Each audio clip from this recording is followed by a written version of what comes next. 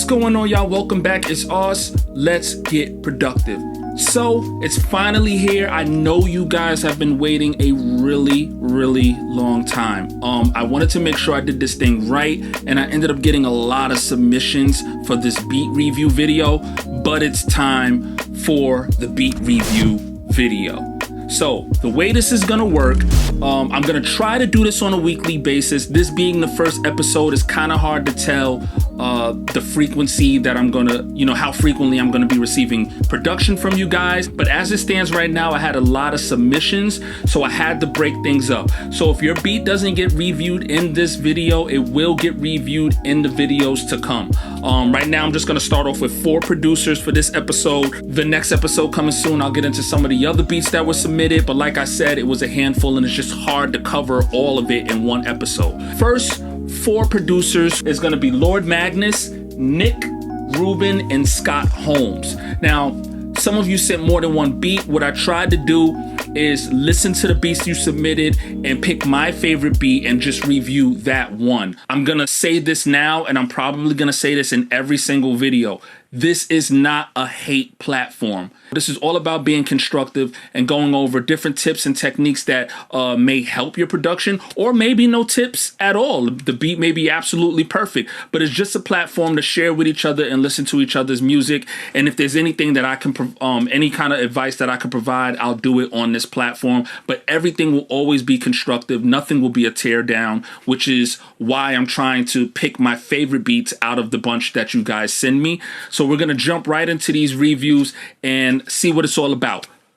So Lord Magnus, the beat I chose to review, you sent 2 beats. You sent one called Jump Off. The other one is called That Part Drums. We're gonna review Jump Off. So we're gonna take a listen to this one and see what it's all about. So let's get right into it.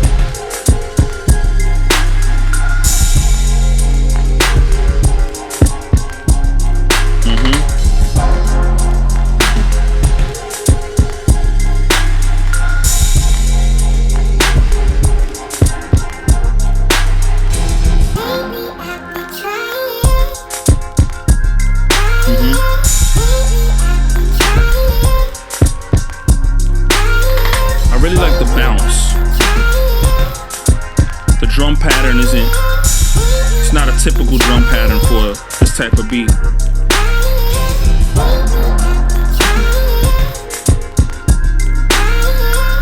Alright. So right off the bat, I say, like I said already a few times, I like the bounce. I think the bounce isn't a typical bounce for this type of beat. I like the way you approached it. One thing I will say, and I don't know if that's because maybe you used a drum loop or you got it from a sample pack or something like that. I'm not sure. Or you might have just over compressed your drums. You have to pay a little bit of attention to your mix a little bit. Be careful not to, again, I don't know if this was from a sample pack or a drum loop. So that might be the reason that it sounds like this, but it sounded like the kick was a little bit crushed, and that might have been because you used too much compression. So just be easy on that. Be generous.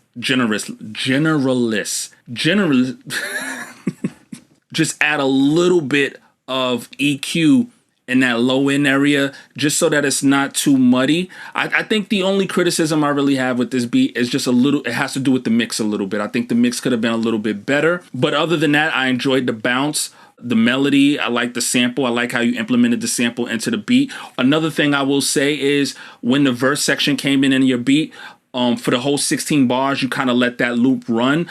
After about 8 bars, I would have added a counter melody. I would have either added a counter why can't I speak today?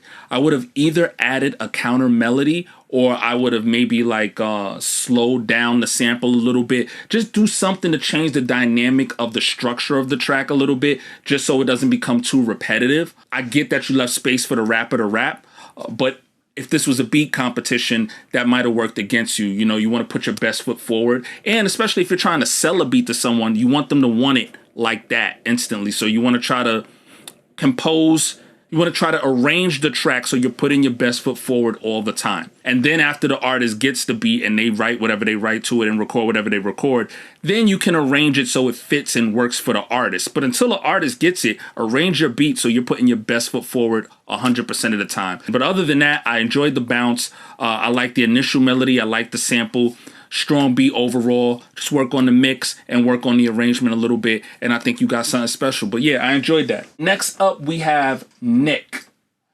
Now, one thing I want to say is when you send in your emails for your beat submissions, please make sure that you send the name that you go by, your alias, whatever it is, your production name. Please send that in there, because then I'm gonna just have to go off of the email, whatever the email name is. And right now, Nick, you're Nick. I don't know if you have another production name, but you're Nick in this video. You can leave a comment down below with your handle, whatever it is. I don't know what it is, but if it's just Nick, that's cool too. But yeah, when you send your emails of these beats, just please make sure that you leave the name that you want to go by in these videos, and I will call you by that name. So this is Nick's beat, and it's called The Audacity. The Audacity. Let's get right into it. Nick, The Audacity.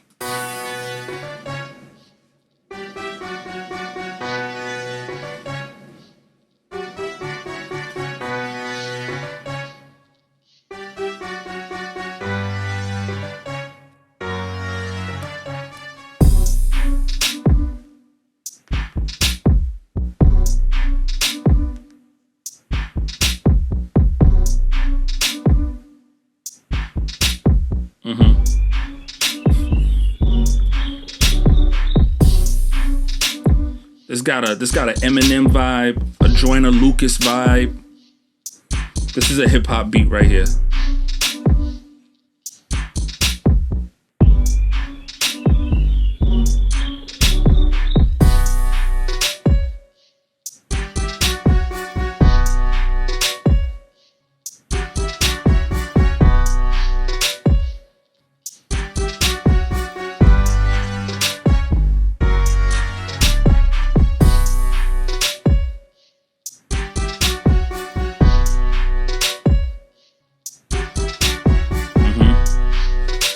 Okay, let me just see.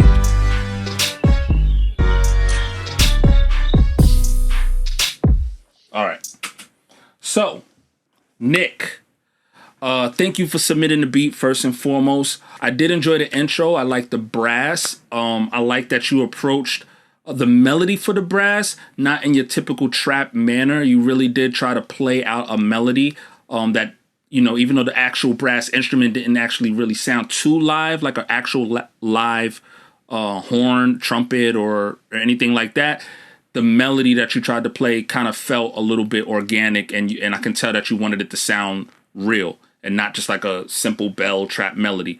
I enjoyed that. The bounce was not what I was expecting, so when the beat dropped, I enjoyed to, you know, be caught off guard a little bit. That's always really fun, to be caught off guard and not the beat not going the direction that you thought it was going to go. I really got some Joyner Lucas vibes, some Eminem vibes on that.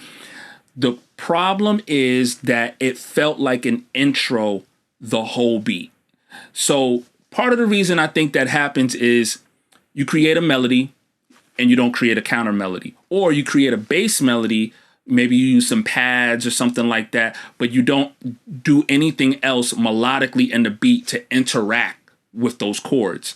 So, for example, for this beat, you had the bump, ba-dum, bump. That's what the brass was doing. And then when the verse, that's what the brass was doing in the intro. Then when the verse dropped, it continued to go bum, ba-dum, bum, but the only thing that changed was instead of it being a brass instrument, it was a piano instrument. But it still did the same exact melody, and there was nothing underneath the melody to give it warmth and body to make it sound full. So it felt like you had an entire band, but no one decided to play their instruments except the person on the piano. You want to have all of these different interesting textures and layers to your beat that blend well and work well with the other arrangements of what's going on in your production. But it also makes it sound very full. And I feel like what was going on in your beat is you had a melody, but you had nothing underneath it to make it sound warm and full. And you didn't do anything else in the production to make it feel interesting. So what you had was a loop that just continued to loop over and over again, and it didn't really go anywhere.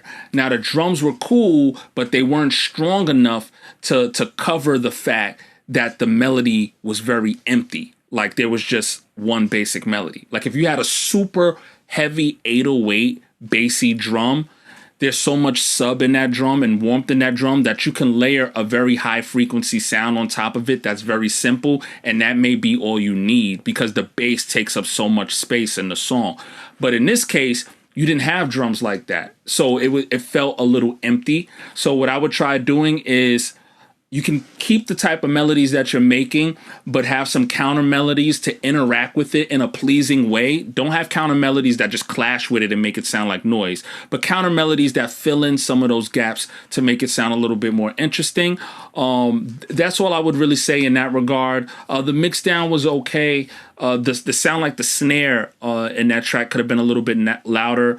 And maybe cut some of the high frequencies out so it cuts through the mids a little bit better and it pops a little bit more. And that was really it. I like the direction you was going with the beat. I just felt like it was a little unfinished and it needed a little bit more body to it to make it work. All of these are just my opinions, and you can take all of my opinions with a grain of salt because depending on the type of track that you're making and who you're making it for, you might want a very simple beat that has no drums and it's just melody. But you need to understand your audience. You need to understand why you're making the choices you're making and if the choices you're making work for what it is that you're composing. And I think in this situation, it was missing a few elements. So moving on to the next beat, we have Ruben. Sir Ruben.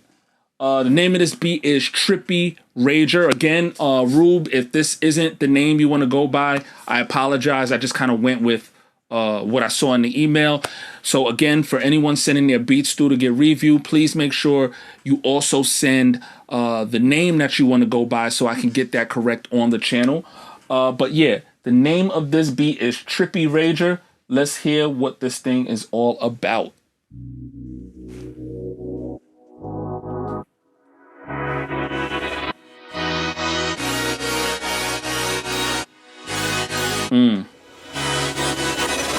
I already like this. Ooh.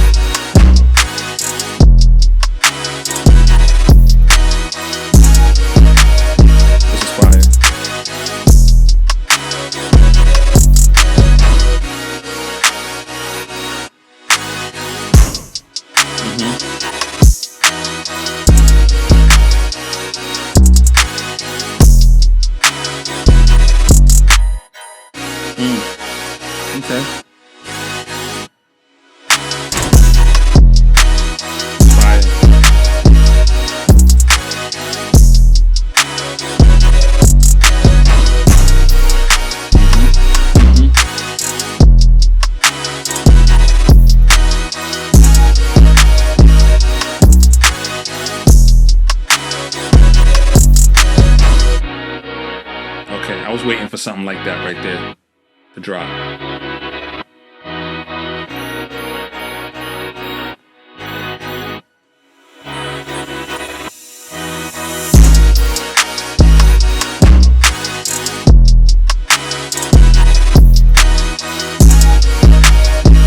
Okay.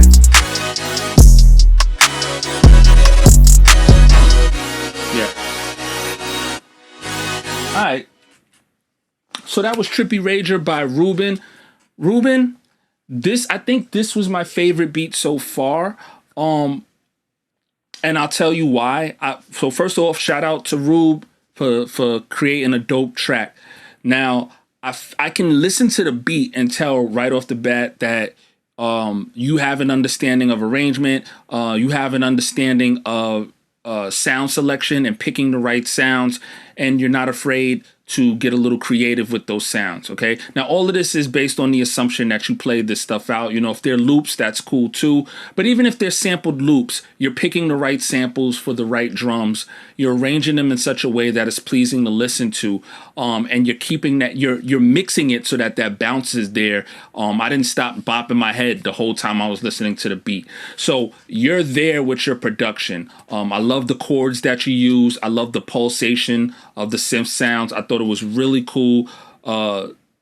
It's something I could hear being put out. It's a dope beat. One of the things that I would say is I would say probably like halfway into the beat when I was listening to it, that loop got a little bit repetitive. Not in a bad way, because the way the loop is composed, I feel like it's one of those loops that can continue for an entire song, right? Without getting boring. Like it's got a nice synth pulse to it. And you did little things in between within the beat to break it up. Like you had some chops going in, some stutters, some you had a section there where you kind of took all the high end out and gave it that lo-fi kind of Toronto OVO underwater sound. I appreciated that. That was a nice breakup from what was happening in the beat. But what I was waiting for was the expansiveness. I was waiting for that hook section to come in. So what I would have did was had the beat, all the elements you had in the beat were fine. I would have kept everything that you had in the beat, but about 16 bars into the beat, maybe not even 16 bars, maybe 12 bars or so, had like a riser sound or a crescendo cymbal sound kind of slide in and rise in, and then really build on that. Have that synth pulsating sound in the background, but add some chords in the background, some warm pads to really brighten it up, and then maybe add some counter melodies on top of that synth sound, some ding dong, ding dong, ding dong, dong dong dong ding dong dong, dong dong dong dong, like just something to really brighten it up, and maybe speed up the kicks a little bit to make it even hyper. So boom, boom, boom, boom, boom, boom, boom, boom, like just something for the hook section to brighten it and make it bigger, make it more expansive. Again, this is just my opinion. It's your beat. You do whatever you want to do with it. But I think little things like that is what can take something that is dope, and it's simple and dope, but just give it a little bit of brightness and expansiveness to change it during the hook section so that it doesn't get too repetitive and so that it takes us on a journey. Because right now what's happening is we're on a roller coaster ride, and the best parts of the roller coaster is that initial drop. And that initial drop was the best part of the roller coaster. When that beat dropped, it was fire, but there were no loops on the roller coaster. You know what I'm saying? Like there were no other things on the roller coaster to make it interesting other than that initial drop. That's all I have to say about that. I would just suggest doing that. But other than that, that was by far my favorite beat so far. Rube, I'm actually looking forward to hearing more from you. So if you want to submit again, I'm open to doing another beat review. I'd love to play more of your beats on this channel. So shout out to Rube. And yeah, that was fire. Next up, we have Scott Holmes. So this beat is by Scott Holmes and it's called No Fucks Given. So let's get right into that. Let's see what this is about. Therapy, this is fire.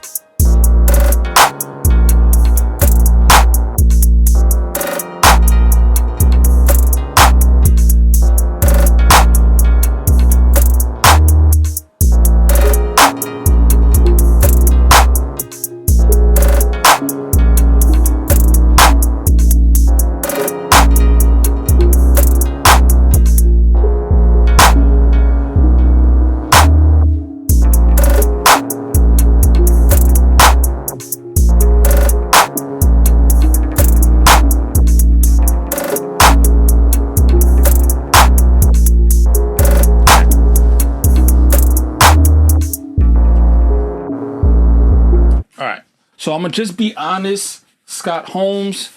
It was a little difficult for me to get into that beat. I feel like I know why. So I'm gonna just make this really constructive, just different things you could do to maybe catch the person that's listening to your beats, catch their attention quicker. So I'm not sure what level, I'm not sure how long you've been producing. So that's another thing that I wanted to mention on this channel is I'm not here to make anybody feel bad. I'm not here to put anybody's beats down and say they're trash or anything like that. Everyone is at different levels of their production career. And that's not what this is about. This is just about being constructive. So there was sound selection, arrangement, and composition. And I didn't feel like you hit the mark with either one of those. So I felt like the sound selection was a little bit off, just in that not all of the sounds felt like they worked well in contrast with each other. They kind of clashed.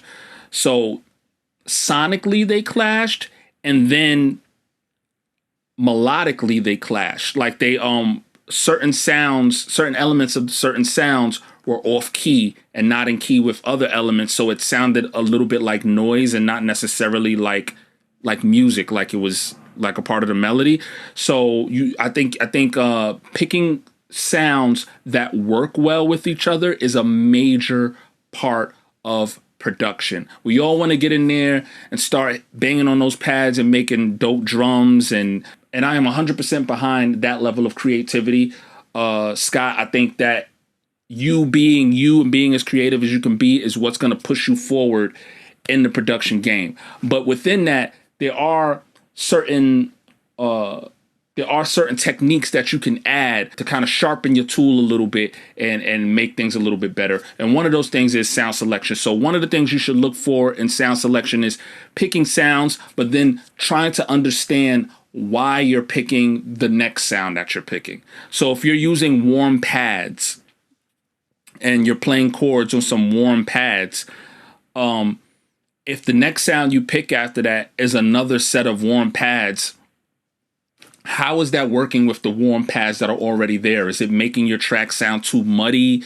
Is it clashing a little bit because they're already both very sub heavy?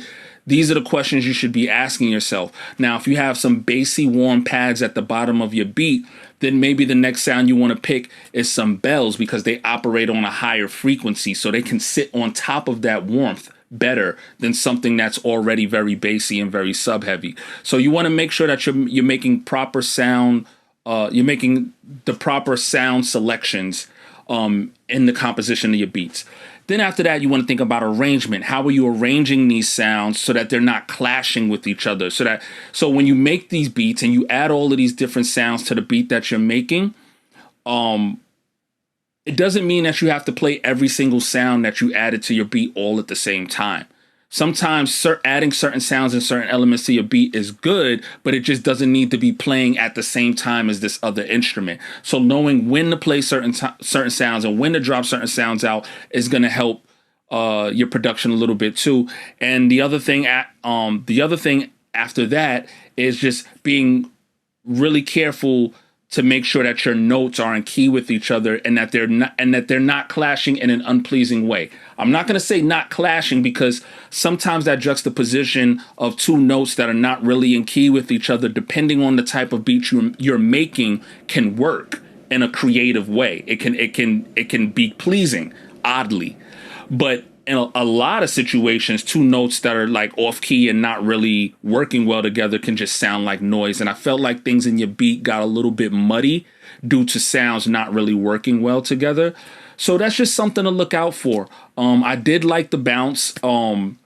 I felt like it could have been a little bit stronger. The mix could have been a little bit stronger. And actually, I think if the drums were hitting a little bit harder and that 808 was mixed with those drums a little bit better, it might have masked some of the other problems in the beat, just because of how hard it was hitting and that the bounce was there. You did have a bounce.